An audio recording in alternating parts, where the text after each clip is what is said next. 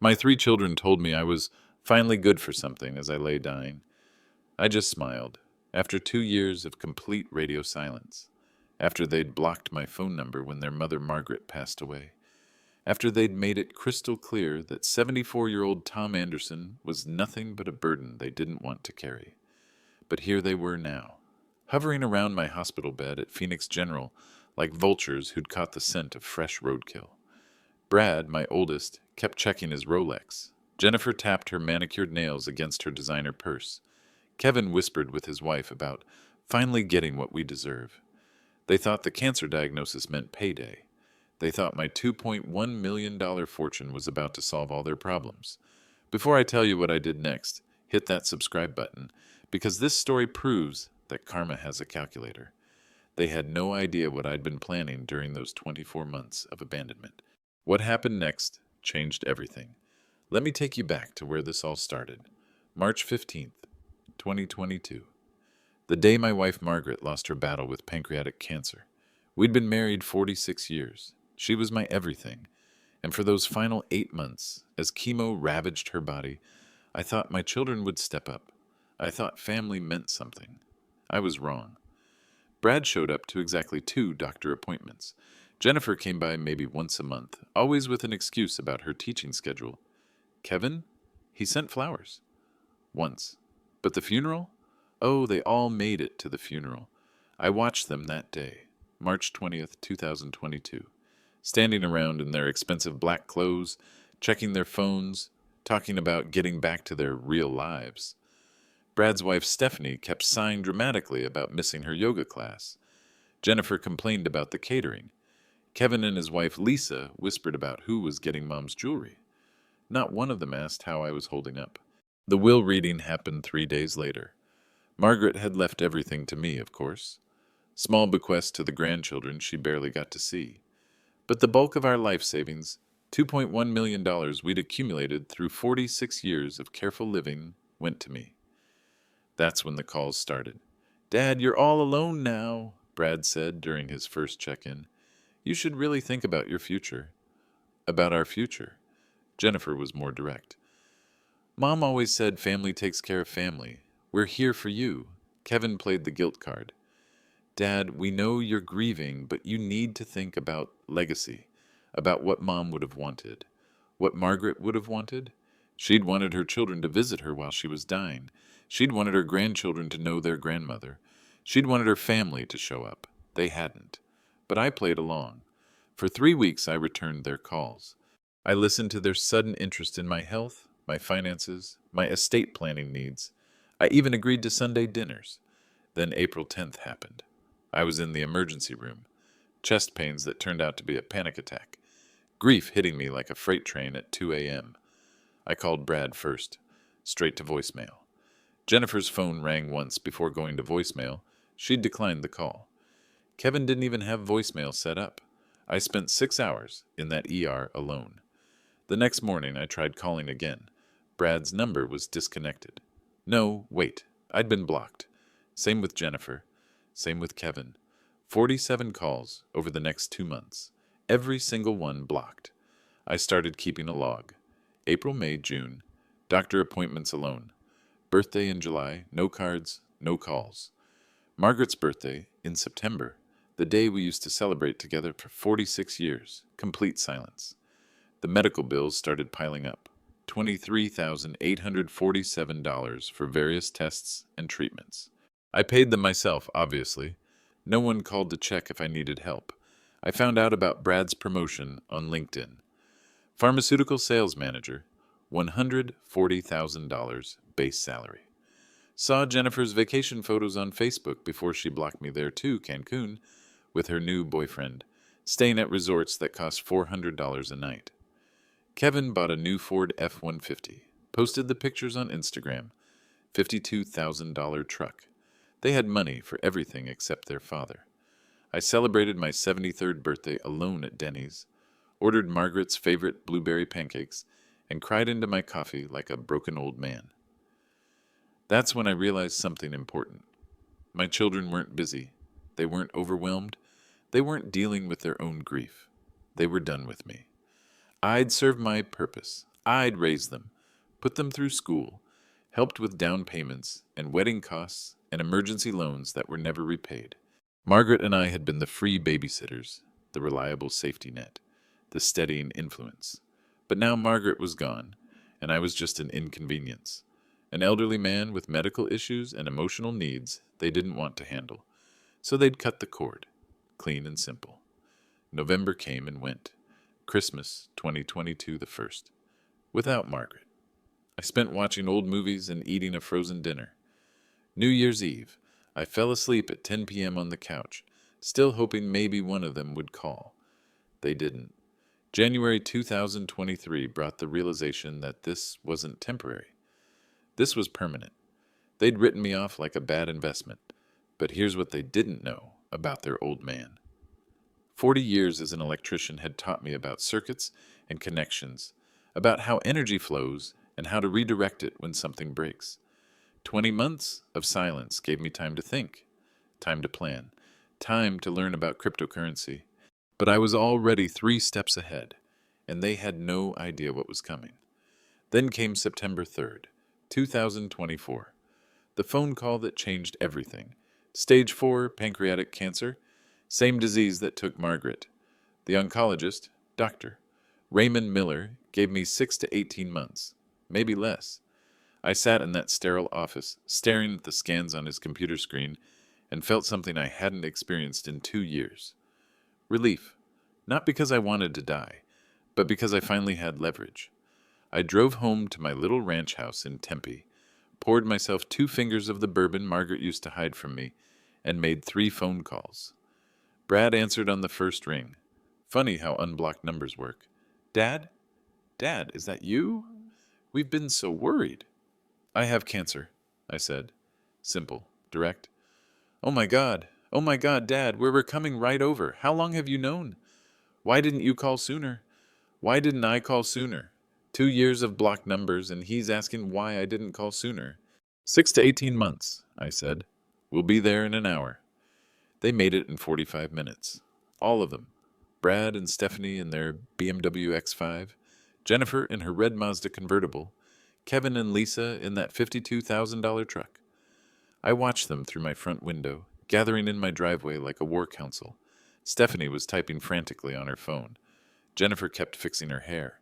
Kevin was talking fast, gesturing with his hands. They rang the doorbell at exactly 3:47 p.m. I know because I was recording everything. Arizona is a one-party consent state. You can record conversations as long as one person knows. And I definitely knew. Dad! Jennifer rushed in first, arms wide, for a hug I hadn't felt in 29 months. We've missed you so much. Brad was right behind her. Why didn't you call us? We had no idea you were struggling. Kevin brought up the rear. Family sticks together, Dad. Always. I let them settle into Margaret's living room, the furniture they'd ignored when she was dying in it. I served coffee in the good china they'd forgotten existed. Then came the performance. We've been thinking, Brad started, and we realize we haven't been as present as we should have been. It's been hard since Mom died, Jennifer added. We all grieve differently. But we're here now, Stephanie chimed in, and we want to help. Help. That was rich. Help with what? I asked. Everything, Kevin said. Medical appointments, household management, your financial situation. There it was. 30 minutes of fake grief, and suddenly we're talking about my financial situation. We know this is difficult, Brad continued, but we need to talk about practical matters. The house, your accounts, making sure everything is organized. Organized for what? For when you're gone, Dad, Jennifer said softly. We don't want to burden you with these details, but someone needs to handle your affairs. I sipped my coffee, let the silence stretch. What exactly are you proposing? Brad exchanged glances with his siblings, the look that said they'd rehearsed this. Power of attorney, he said. Just to make things easier, Kevin's wife, Lisa, is good with books. Jennifer understands legal documents. I can handle the investment accounts. You want power of attorney. It's standard, Dad, Stephanie said, for elderly people with medical conditions. Elderly people. 29 months ago, I was their father. Now, I was an elderly person with medical conditions. And what happens to my money while I'm still alive? We'd take care of everything, Kevin said. Make sure your bills are paid, your medical needs are met. You wouldn't have to worry about anything. Like a nursing home? If it becomes necessary, Jennifer said carefully, somewhere with proper care. Where you could be comfortable, Brad added. Comfortable. They wanted to warehouse me somewhere comfortable while they managed my $2.1 million. And after I'm gone? Everything would be distributed according to your wishes, of course, Brad said. My wishes. Well, family wishes, Jennifer corrected. What makes sense for everyone? I set down my coffee cup, looked at each of them in turn. Let me make sure I understand this correctly, I said slowly. For 2 years and 5 months, you've blocked my phone calls. You've ignored my medical emergencies. You've skipped every holiday and birthday. You've shown me exactly how much you value having me in your lives. They started to protest, but I held up my hand. But now that I'm dying, you want power of attorney over my finances. You want to put me in a nursing home, and you want to distribute my life savings according to what makes sense for everyone. Dad, it's not like that, Jennifer started. It's exactly like that, I said. You disappeared when I needed you, and now you're back because you need my money. The room went silent. Brad's jaw tightened. Stephanie stopped typing on her phone. Kevin's face flushed red. That's not fair, Brad said finally. We're trying to help. Help yourselves. Dad, Kevin stood up. Maybe the cancer is affecting your judgment. People your age sometimes get confused about who cares about them. People my age. Confused. I smiled. The same smile I'd given them in the hospital. You know what? You're absolutely right. I am confused. I'm confused about how children who couldn't be bothered to visit their dying mother think they deserve to inherit her money. That's when Brad made his mistake. The comment that sealed everything. Look, old man, he said, his voice dropping to a tone I'd never heard before. Mom's gone. You're dying. At some point, you're going to have to accept that you're finally good for something. Finally good for something. I kept smiling. Kept the phone recording in my shirt pocket. I'll think about it, I said. But I was recording every word, and they had no idea what was coming. That night, after they left, I sat at Margaret's kitchen table with my laptop and made a decision that would change everything. I'd been studying cryptocurrency for 18 months. Not because I was some tech genius, hell. I still used a flip phone until 2019. But because a man with time on his hands and access to YouTube University can learn anything. It started innocently enough. One of the guys at the hardware store, Harold Brown, had mentioned Bitcoin back in early 2023. Digital gold, he called it. Can't be touched by banks or lawyers or greedy relatives. Greedy relatives. That phrase stuck with me. So I started researching. Hours every day, learning about blockchain technology, cryptocurrency exchanges, digital wallets. I opened a Coinbase Pro account in April 2023. Started small, $5,000 here, $10,000 there, testing the waters. By September 2024, I understood something my children didn't. Cryptocurrency exists in a legal gray area when it comes to inheritance law. Here's what I learned. When you die, your traditional assets, bank accounts, investment portfolios, real estate get frozen immediately. The IRS calculates inheritance taxes based on the fair market value of everything you owned at the time of death. Your heirs have 6 months to pay those taxes, or the government starts seizing assets. But cryptocurrency, that's different. If the cryptocurrency is properly transferred before death, it's not part of the estate. But if the heirs can't access the digital wallets, if they don't have the private keys, then technically the assets still exist, but they're unreachable. The IRS doesn't care if you can't access your inheritance. They only care that it existed when the person died.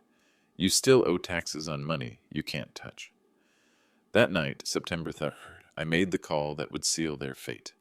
I transferred $50,000 from my Fidelity account to Coinbase Pro, then another $50,000, then $100,000. Over the next 4 months, I systematically converted my entire $1,847,293.41 investment portfolio into cryptocurrency. Bitcoin mostly, some Ethereum. I bought a hardware wallet, a little device called a Ledger Nano X that stores the private keys offline. Every transaction was legal. Every conversion was documented. I paid capital gains taxes quarterly, like a good citizen. By January 2025, my traditional investment accounts held exactly $12,847.82. Everything else, $1.8 million worth existed, as 47.3 Bitcoin and 892 Ethereum, locked away in a digital vault that only I could access. But here's the beautiful part. On paper, I still own $2.1 million in assets. The cryptocurrency existed. It had value. It would be subject to inheritance taxes. My children would inherit 47.3 Bitcoin and 892 Ethereum, worth approximately $1,847,293 based on current market prices. They would owe inheritance taxes on that amount.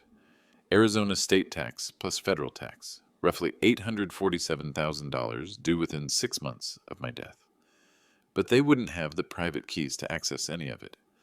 I wrote those keys down on a single piece of paper, 24 words in a specific sequence that would unlock their inheritance.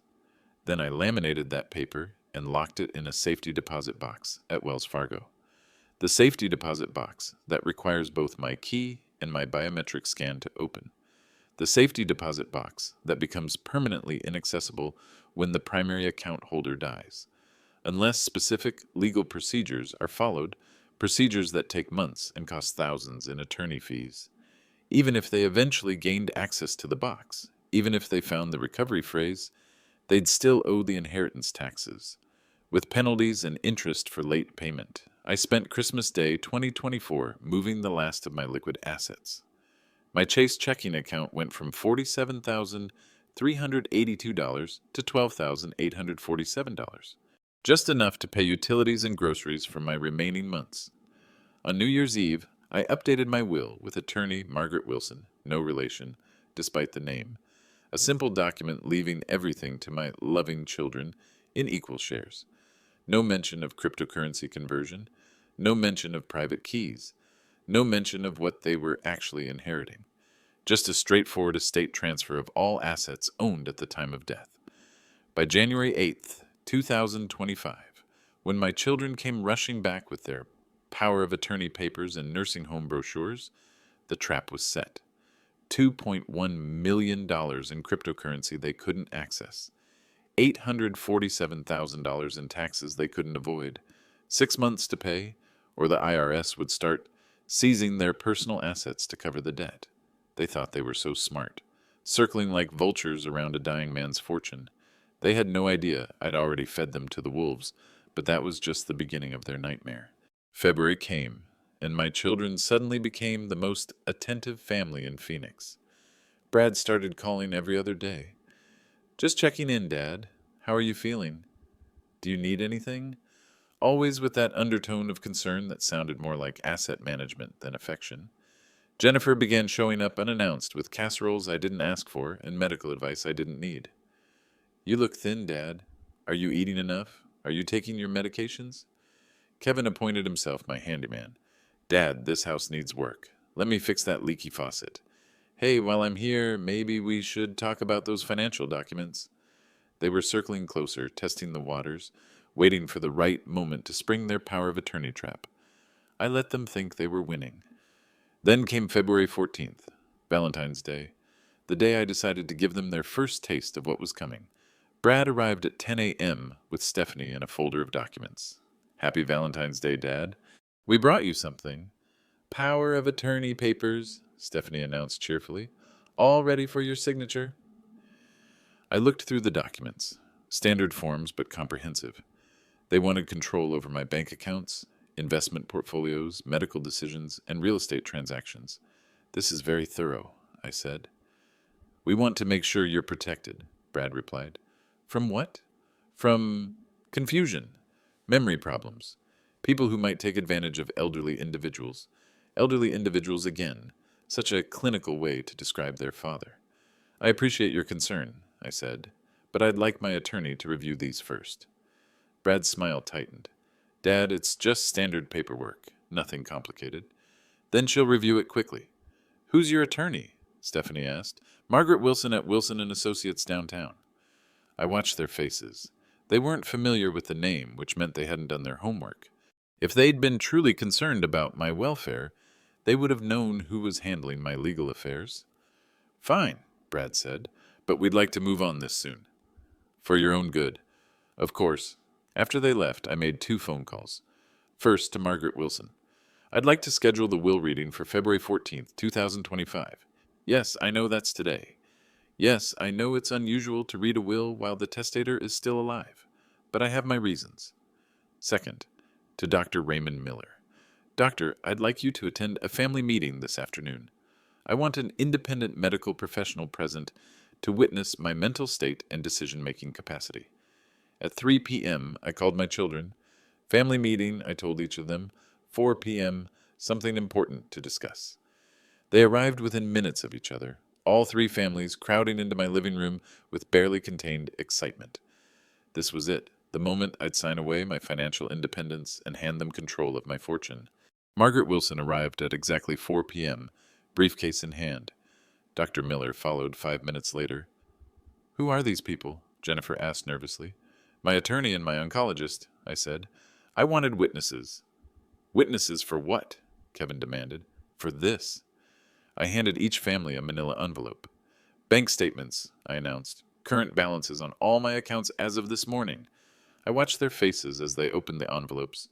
Watched the confusion spread across their features like spilled coffee. Brad was the first to speak. Dad, this says your Fidelity account has $12,847. That's correct. But that can't be right. You had almost $2 million. I had $1,847,293.41 as of September 2024, I confirmed. These statements show current balances. Jennifer was flipping through pages frantically. Your checking account, $3,200? Dad, where's your money? That's a very good question. Kevin stood up abruptly. What did you do? Did someone steal from you? Are you being scammed? I smiled. That same calm smile I'd been practicing for months. Nobody stole anything, Kevin. Nobody scammed me. I made some investment decisions. What kind of investment decisions? Brad's voice was rising. Diversification, I said simply. Into what? Stephanie demanded. That's private. The room exploded. Private? Jennifer shrieked. Dad, you can't just lose $2 million and call it private. Where's our inheritance? Kevin shouted. Your inheritance? Brad stepped forward, his face flushed red. Dad, that money was supposed to be for the family. For your grandchildren's college funds. For our futures. Was it? Of course it was. Why else would we be here? There it was. The admission I'd been waiting for. Dr. Miller was taking notes. Margaret Wilson was recording everything on her phone. So you're here for the money, I said. We're here for you, Jennifer corrected quickly. But if there's no money, would you still be here? Silence. Dad, Brad said carefully, you're not thinking clearly. The cancer, the medications, they're affecting your judgment. You need help making these decisions. I need help. Professional help, Stephanie added. Maybe it's time to consider assisted living. Somewhere with financial oversight. There it was again. The nursing home threat disguised as concern. You know what? I said, standing up slowly. You're absolutely right. I do need help. Their faces lit up with hope. I need help understanding how children who blocked my phone calls for 2 years think they're entitled to inherit money they never helped earn. The hope died instantly. Dad, Kevin started, I need help understanding how people who couldn't visit their dying mother think they deserve her life savings. That's not fair, Jennifer protested. And I really need help understanding how you can stand in this house, look me in the eye, and pretend this is about anything other than money. Brad's mask finally slipped completely. Fine, he snarled. You want the truth? You're a bitter old man who drove his family away with demands and guilt trips. Mom's dead. You're dying. And yes, we expect to inherit what's left. That's how families work. Dr. Miller stopped writing and stared. Margaret Wilson raised an eyebrow. I nodded slowly. Thank you for that honesty, Brad. It clarifies things considerably. I turned to my attorney. Margaret, please schedule the formal will reading. I think it's time my children learned exactly what they're inheriting. But I saved the best for last. and they had no idea what was waiting for them. The next week brought a full court press. Brad showed up Monday morning with a geriatric psychiatrist. Dad, Dr. Elizabeth Carter, specializes in cognitive assessments for seniors. We think you should talk to her. I invited Dr. Carter in for coffee, spent 2 hours demonstrating my mental acuity by discussing current events, reciting poetry Margaret used to love, and solving math problems in my head. She left with a clean bill of mental health and a confused expression. Tuesday, Jennifer arrived with her lawyer friend from the school district. Dad, Tom here handles estate planning. He says what you're doing is very concerning. Tom lasted exactly 15 minutes once I started asking about his qualifications and whether he understood Arizona inheritance law. Turns out he handled teacher contract disputes, not estate planning. Wednesday was Kevin's turn. He brought Lisa and their accountant. Dad, the numbers don't add up. Someone needs to explain where your money went. Which numbers? I asked innocently. All of them, Lisa exploded. You can't just lose $2 million and act like it's no big deal. Who said I lost anything? That stopped them cold. What do you mean? Kevin asked carefully. I mean exactly what I said. I never said I lost money. I said I made investment decisions. Into what? That's between me and my financial advisor. What financial advisor? Brad demanded. He'd joined the Wednesday intervention uninvited. Harold Brown. Who the hell is Harold Brown? Retired electrician, lives down on Maple Street. Knows more about alternative investments than your fancy pharmaceutical sales training ever taught you. Brad's face went purple. You took financial advice from some random neighbor? Harold's not random. He's been a friend for 15 years. Unlike some people, he didn't disappear when Margaret died. The confrontation moved to my front yard. Neighbors started gathering on their porches. Mrs. Patterson from next door came out to water plants that didn't need watering. The Johnsons across the street suddenly developed an urgent need to check their mailbox. This is insane! Jennifer shouted loud enough for the whole street to hear. You're destroying our children's futures. Your children's futures. Our family's future, Kevin corrected. What family? I asked. The family that blocked my phone calls? The family that skipped Christmas? The family that couldn't be bothered to visit their dying father until money was involved? Harold Brown came walking down the street, right on cue. He'd been expecting this confrontation ever since I'd mentioned using him as my financial advisor. Everything okay here, Tom? Harold called out. Just fine, Harold. My children are concerned about our investment strategy. Harold nodded seriously. Understandable. Big moves require family discussion. What big moves? Brad demanded. Harold looked at me. I nodded. Well, Harold said slowly, Tom's been very smart about diversifying into emerging markets. Very forward-thinking for a man his age. What emerging markets? Stephanie pressed. Digital assets, mostly. Cryptocurrency. Bitcoin, Ethereum. Tom's got a real knack for it. The street went quiet. Even the neighbors stopped pretending they weren't listening. Cryptocurrency? Jennifer whispered. Oh, yes, Harold continued enthusiastically. Tom's been at it for over a year now. Quite the portfolio he's built up. Of course, it's not exactly traditional inheritance material. What does that mean? Kevin asked. Harold shrugged. Well, crypto's tricky for inheritance purposes. Lots of technical issues. Access problems. Tax complications. Not like passing down a savings account, if you know what I mean. I watched my children's faces as Harold's words sank in. Dad, Brad said slowly, what exactly did you do with our money? Your money? The family money. I invested it wisely, I said, just like you suggested. Harold nodded approvingly. Very wisely indeed. Then the lawyers got involved, and everything escalated beyond their control. By Thursday morning, my children had hired a lawyer. Not just any lawyer, Bradford & Associates, the kind of downtown Phoenix firm that charges $500 an hour and promises results. Brad had liquidated his 401k to afford them. The attorney, Susan Bradford herself, arrived at my door with a cease and desist letter and a very serious expression. Mr. Anderson, I represent your children in matters concerning your estate and mental competency. We have reason to believe you are being financially exploited by unscrupulous individuals taking advantage of your advanced age and medical condition. I invited her in for coffee. Margaret Wilson had prepared me for this moment. Which unscrupulous individuals are those? I asked. Harold Brown, for starters. A man with no financial credentials giving investment advice to a cancer patient shows a clear pattern of elder abuse. Harold's been my friend for 15 years. Friendship doesn't qualify someone to manage millions of dollars. Good point. What qualifies my children? She paused. Blood relation and legitimate concern for your welfare. Is that what we're calling it? Bradford pulled out her phone. Mr. Anderson, your children have documented evidence of concerning behavior. They've been in contact with local media about potential elder financial abuse in the community. That caught my attention. Media? Channel 12 News is very interested in stories about seniors being scammed out of their life savings, particularly when cryptocurrency is involved. I sipped my coffee. How interesting. We're prepared to file for emergency guardianship if necessary. A judge might decide you're not competent to make these financial decisions. Based on what evidence? Based on the fact that you've lost track of $2 million. I haven't lost track of anything. Then where is it? I smiled. Safe. Bradford left with a promise that she'd be back with court papers. That afternoon, Channel 12 news van pulled up outside my house. Reporter Jessica Martinez knocked on my door with a cameraman and a list of questions. Mr. Anderson.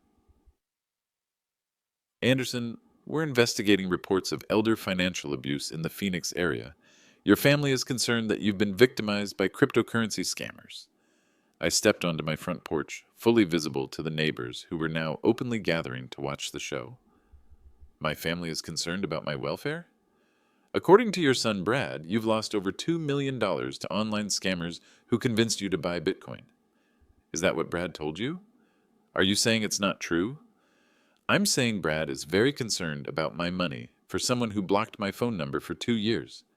Jessica Martinez's eyes lit up. This wasn't the story she'd come to report. Can you elaborate on that? When my wife Margaret was dying of cancer, none of my children visited. When she passed away in March 2022, they attended the funeral and then disappeared. For 29 months, I couldn't reach any of them. But the moment I was diagnosed with cancer, they all came running back. Running back for what? You'd have to ask them. The cameraman kept rolling. This was better than the elder abuse story they'd planned. So you're saying your children abandoned you? I'm saying they made their priorities very clear, and now they're upset that my priorities have changed too. What about the missing money? Nothing's missing. I made investment decisions. Legal, documented, properly taxed investment decisions. Into cryptocurrency? Among other things. Your children claim you're not competent to make such decisions. I pulled out my phone. Would you like to speak with my oncologist? Dr. Raymond Miller assessed my mental capacity last week. Clean bill of health. Jessica Martinez looked confused. The story was shifting under her feet. So there's no elder abuse? The only abuse I've experienced is being ignored by my children until my money became relevant to their lives. That evening, Channel 12 ran a very different story than the one my children had expected. Tonight at 11, a Phoenix family feud over inheritance turns ugly as adult children accused of abandoning their dying father now claim he's being scammed out of his fortune. But is this elder abuse or just good old-fashioned greed? The story featured interviews with Dr. Miller confirming my mental competency, Harold Brown explaining legitimate cryptocurrency investments, and my attorney, Margaret Wilson, discussing the legal rights of estate owners to manage their assets as they see fit. But the real damage came from the neighbors. Mrs. Patterson told the reporter she hadn't seen any of my children visit until recently. The Johnsons mentioned the expensive cars and designer clothes. Mr. Garcia, from 3 houses down, said he'd helped me with yard work for 2 years, because the man's family never came around. By Friday morning, my children were the ones being investigated. The Arizona Adult Protective Services received anonymous tips about potential inheritance pressure and financial coercion of an elderly cancer patient. The IRS got a report about possible tax fraud related to premature inheritance claims. The Tempe Police Department logged complaints about harassment of a terminally ill senior citizen. My children had tried to control the narrative. Instead, they'd created a public record of their own behavior. But I had one more surprise waiting for them at the will reading. That weekend, I did something I should have done 2 years ago. I organized the evidence.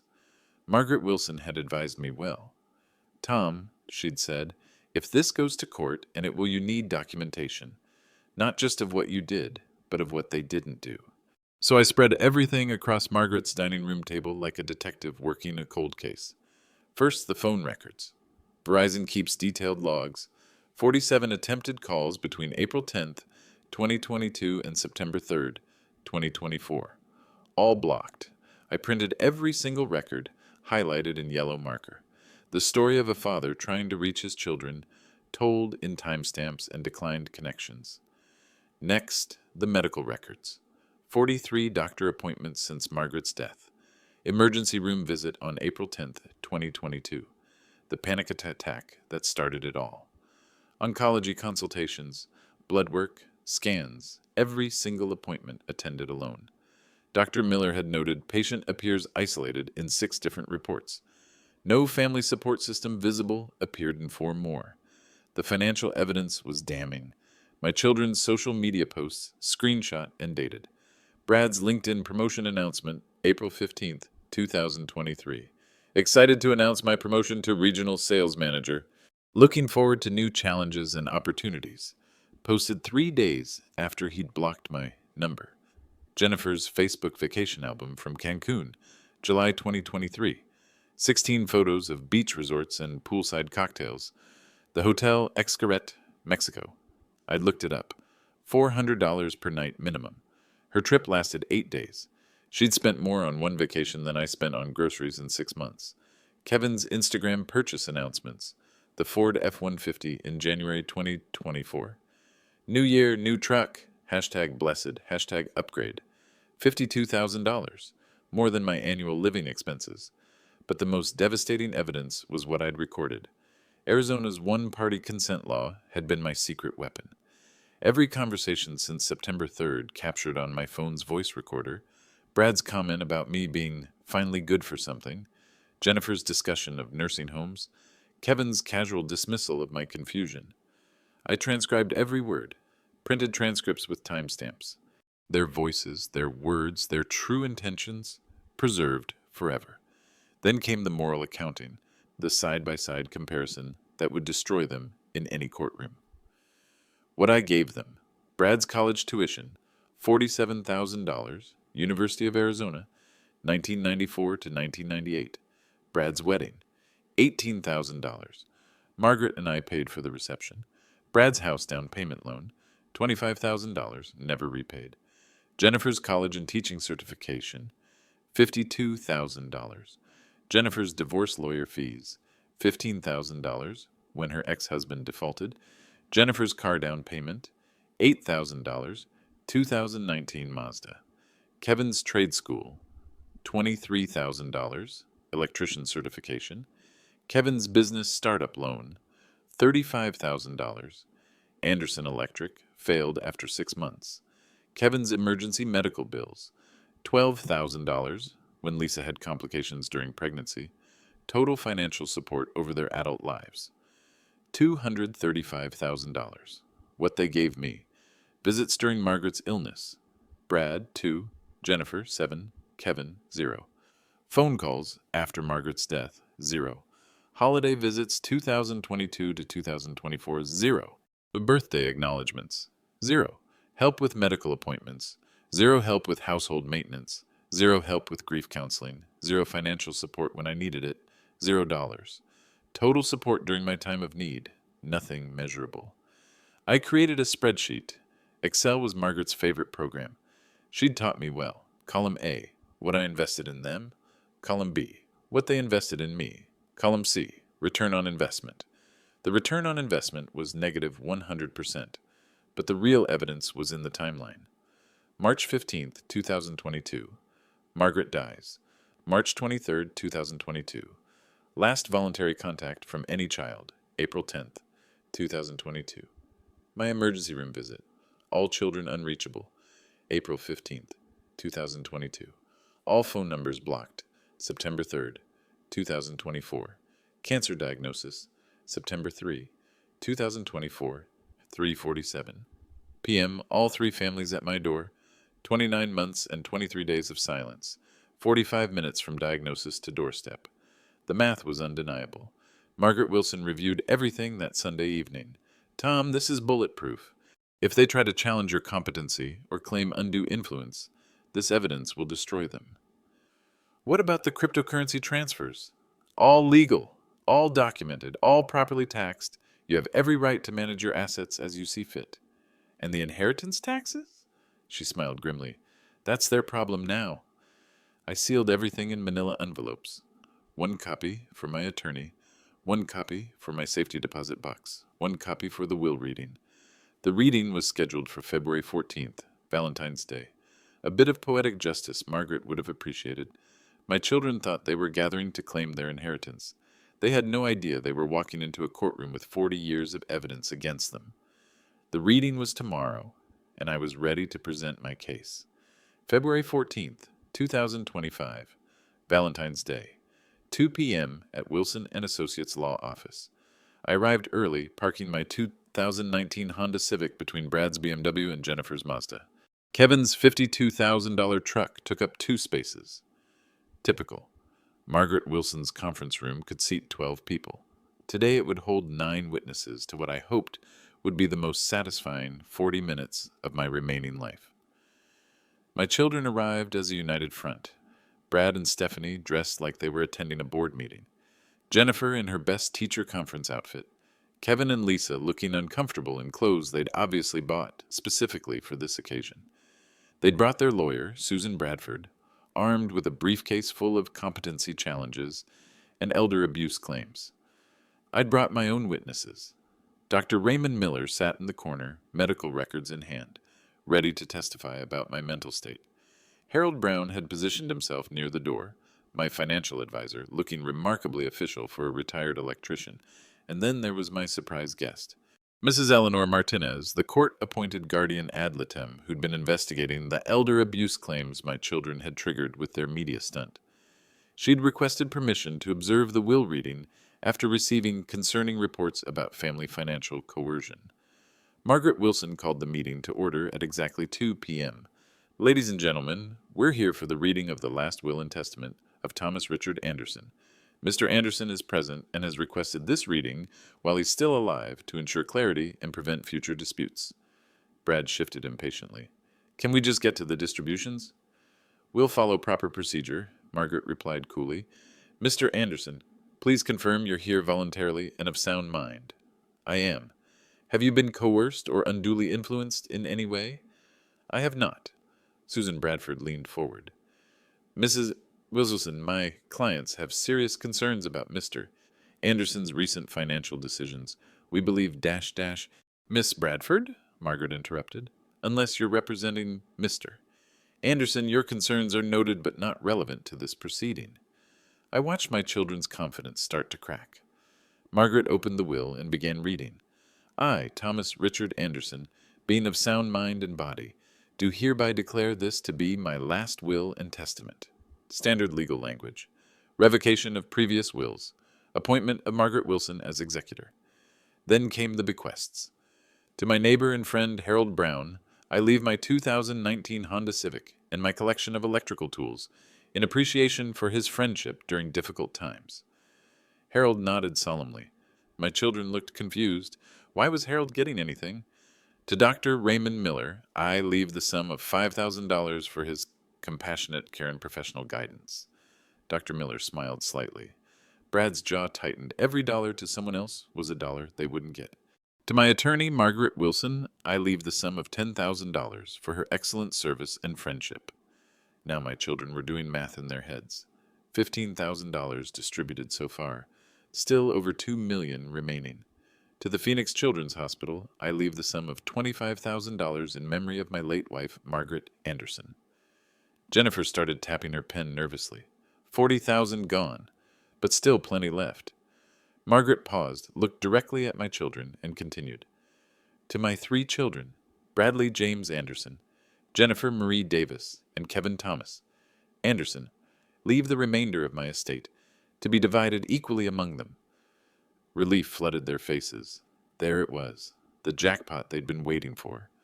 The remainder of said estate consists of the following assets. Margaret pulled out a separate document. Bank statements, investment records, asset valuations. Chase Bank checking account, $3,247.82. Fidelity Investments retirement account, $8,100. Edward Jones savings account, $1,500. The relief was fading fast. Physical assets, household furniture and personal effects, estimated value $8,000. Jennifer's pen stopped tapping. Total liquid assets, $12,847.82. Wait, Brad said slowly. What about the rest? Margaret kept reading. Cryptocurrency holdings as of the date of death, 47.3 Bitcoin and 892 Ethereum. Total estimated value, $1,847,293. There it was, the inheritance they'd been dreaming about. However, Margaret continued, these digital assets are stored in encrypted wallets, requiring private keys for access. Where are the private keys? Kevin demanded. Margaret looked at me. I nodded. The private keys are stored in Mr. Anderson's safety deposit box at Wells Fargo, accessible only by biometric scan and physical key. So we get the box contents when he dies, Stephanie said quickly. Actually, no. Margaret's voice was deadly calm. Wells Fargo safety deposit boxes require both biometric authentication and physical key presence. Upon the death of the primary account holder, biometric access is permanently disabled. The room went silent. What does that mean? Jennifer whispered. It means the cryptocurrency exists. It has value.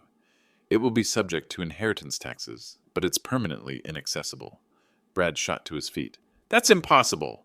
You can't just lock away an inheritance. Mr. Anderson can dispose of his assets any way he chooses, Margaret replied. The cryptocurrency is technically inherited by you. The access problem is unfortunate. Susan Bradford was frantically taking notes. What's the tax liability? Margaret consulted her calculator. Based on current asset valuations, federal and state inheritance taxes will total approximately $847,000. The number hit the room like a physical blow. $847,000, Margaret repeated slowly, due within 6 months of Mr. Anderson's death. But we can't access the money to pay the taxes, Kevin shouted.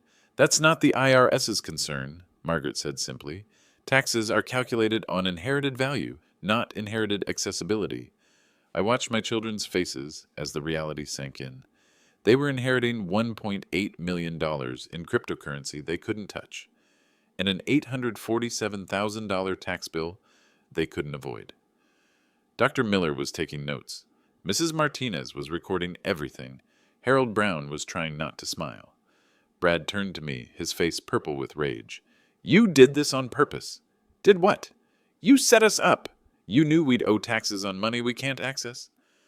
I invested my money in emerging markets, just like you suggested. This is elder abuse, Jennifer screamed. You're punishing us. For what? For... She couldn't finish the sentence. For abandoning me when I needed you most? Susan Bradford stood up. Mr. Anderson, my clients are prepared to contest this will on grounds of mental incompetence and undue influence. Mrs. Martinez finally spoke. Miss? Bradford, I've been investigating those exact claims for 2 weeks. Would you like to see my report? She opened her own folder. 47 documented attempts by Mr. Anderson to contact his children over a 29-month period. All blocked. 0 visits during his wife's terminal illness. 0 support during his grief period. 0 contact until his cancer diagnosis. She looked at my children. The only evidence of abuse I found was your treatment of your father. Kevin was hyperventilating. Dad, please. The private keys. Just tell us where they are.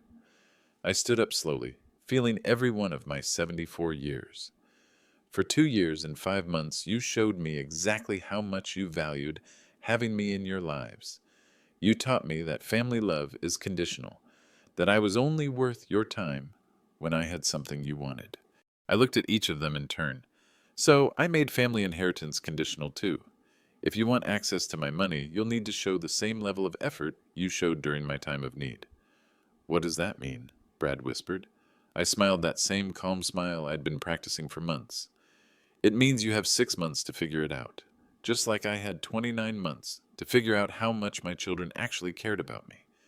Margaret Wilson closed the will. This concludes the reading. Copies will be filed with the court within 48 hours. My children sat in stunned silence as the consequences of their choices finally came home. They'd wanted their inheritance early. I'd given them exactly what they deserved. 6 weeks later, I'm sitting in my backyard, watching the Arizona sunset paint the sky orange and purple, the same colors Margaret loved. The collection notices started arriving 3 days after the will reading. The IRS doesn't waste time. Neither do my children's creditors. Brad liquidated his 401k, sold the BMW, and moved into a smaller apartment. Stephanie filed for divorce last Tuesday. Turns out pharmaceutical sales managers drowning in inheritance debt aren't quite as attractive as she'd thought. Jennifer took a second mortgage on her house.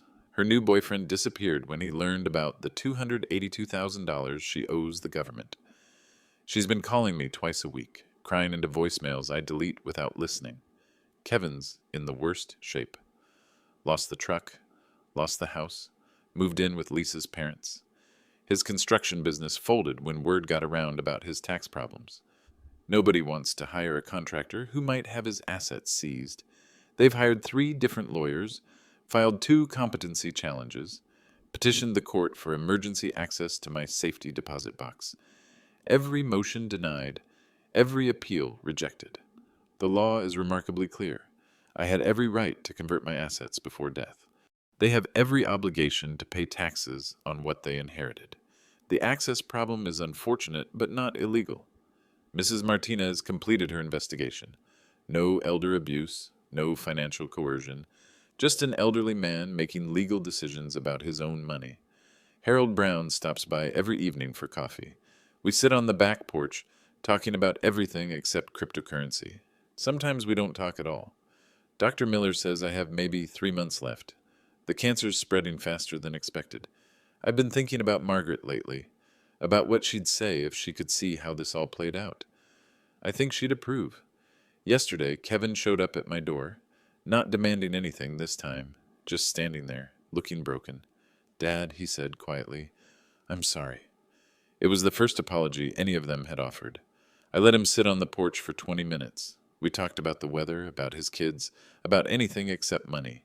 When he left, I almost told him about the safety deposit box combination I'd written on the back of Margaret's wedding photo.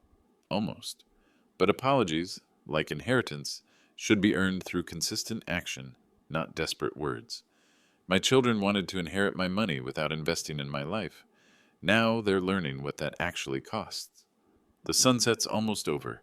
Time for evening coffee with Harold. Some investments pay dividends forever. Others cost more than you ever imagined. What would you have done?